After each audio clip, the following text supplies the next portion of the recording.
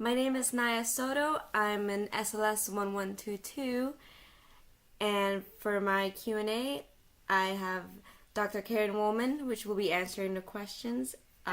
Do I have your consent to record the call? Yes. Thank you. We'll begin with the first question. Um, what is your current job title, position, and how long have you been in this role? I am a clinical psychologist. I'm in private practice. I've been practicing therapy and testing since 1994. I've been licensed since 2001, and that's when I've had my own private practice since 2001 as well. All right. On to the next question. Can you describe your career and educational path? Okay, let's see. I graduated high school, went to college at University of Florida. I was going to be an English major, could not get the classes I wanted. I was already kind of headed towards psychology in high school anyway. While I was in high school, I did take a psychology class taught by the football coach. Wasn't very good. But I did do an internship at a local suicide hotline where I was living in North Carolina. Then skipped back to college. Again, I was thinking more English, could not get those classes. So went back to psychology, started taking some of those classes and decided that was definitely what I was interested in. I went to live in Spain my junior year so I could get proficient in Spanish. And while there, everybody thought I was a Spanish major and could not understand why I would go there and not be a Spanish major. But again, I wanted to be bilingual. So when I returned, my last year of college, I did all psychology classes. When I graduated, I couldn't get any jobs with my bachelor's degree. I think I interviewed for maybe one or two.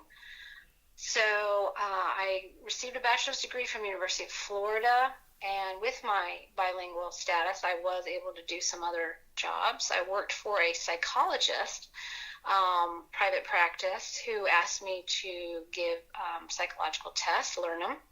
So I did that a little bit. Went back and got my master's at University of Central Florida, and at that time they only had what was called a terminal master's. They did not offer a PhD degree. And I was engaged at the time, so I wanted to stay in Florida for my husband's job.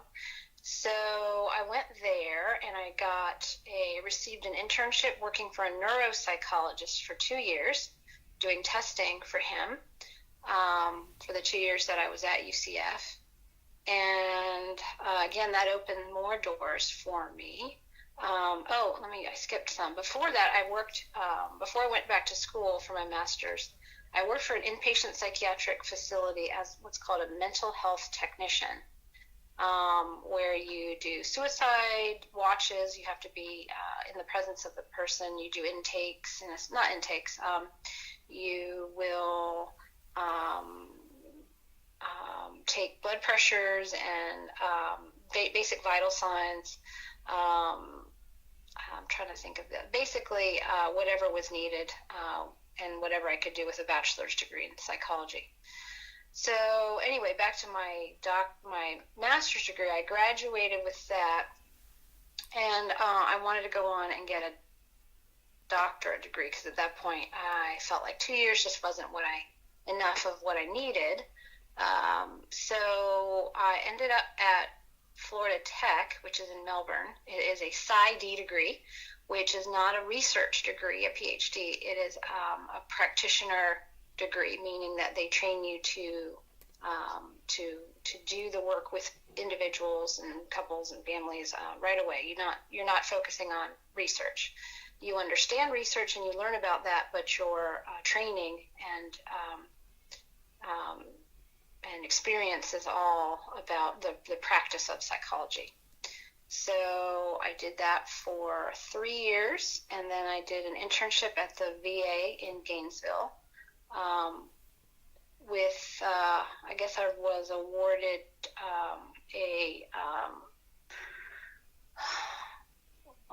think. So I did my thesis and my research, because you still have to do research. I did that at master's level. I did my master's research on aging, and so they considered me to be what they called more of a geropsychologist. So I did a 6-month rotation in geropsychology. That I guess they told me was, pretty important, I guess, to give to someone. So I was their geropsychologist at the VA, working at the geriatric and management unit with the older veterans. And I did some neuropsych testing there because of all my testing experience when I was in my master's program. And again, in the doctorate program, I'm not going to tell you all the other things I did in my doctorate program, but I did a lot of different jobs there too. And then I graduated there and worked for a private neuropsychologist, because after you get your degree in psychology in the doctorate level, in order to be licensed, you also have to have another year of postdoctorate experience that's supervised. So that was working for a neuropsychologist doing neuropsych testing for a year. Once that was completed, I was able to sit for my licensure exam, which I passed, and that's when you can receive a license to be a psychologist. You cannot call yourself a psychologist in the state of Florida unless you have a license and you are at the doctorate level. So then I worked in a group practice for a little bit. No, I didn't. Did I work there? I can't even remember anymore. It was so long ago. I think I worked there for a little bit and worked a little bit with the neuropsychologist. Then I went out on my own and started my own practice, and that's where I am now. That's really cool. Thank you for sharing.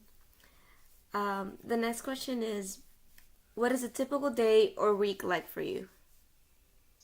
I usually work Monday through Friday. I try to start around 9 o'clock. I have 2 daughters, so I try to balance out or now they're teenagers. But I usually see patients on the hour, 9, 10, 11. I usually give myself a break for lunch. I don't leave my desk. I usually have a working lunch, unfortunately, where I am writing notes and answering phone calls and texts and emails and doing other administrative stuff like faxing or filling out paperwork or submitting claims. I don't have a receptionist. I choose not to. I choose to do it on my own, just for the overhead. And then I have more patients, 1 to maybe 3 o'clock, 4 o'clock is the last patient, and then I usually go home. That's my work day. Then I put on my parent hat. I do more work at home, but that's other administrative things.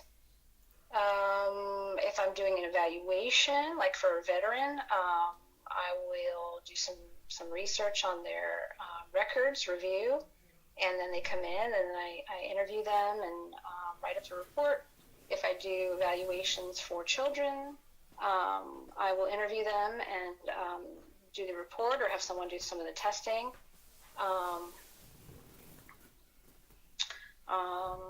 So I do a lot of different things. Before I had children, I used to go to nursing homes and consult there and see their patients. I also did some teaching at UCF as an adjunct teacher. But since having kids, I needed to be kind of in one place, putting all my time in one little basket. So I just work out of the office now. All right. What skills, abilities, and personal attributes are essential to success in your job or the field in general? Balance for yourself, empathy, understanding, having good boundaries, meaning setting good boundaries, having good ethics, integrity, knowledge, excellent. You need to have really good knowledge of the information for different types of theories, understanding of people. I think it's important to provide a safe environment. I think communication and clarifying is very important. I think that's it for now. Okay. What qualifications do you look for in a new hire? Well, let's see. I don't hire anyone. I do have an intern. He's my first intern, um, and so I like knowing that someone is going to check their work, is going to be a good listener, is going to be respectful of the patients as they're listening, sitting in. So I don't really hire anyone. So that's kind of I guess not applicable for me. Yeah, okay. And where do you see this profession going in the next 5 to 10 years? Definitely a lot of need for older adults. Obviously, the aging of the baby boom population and their need for mental health.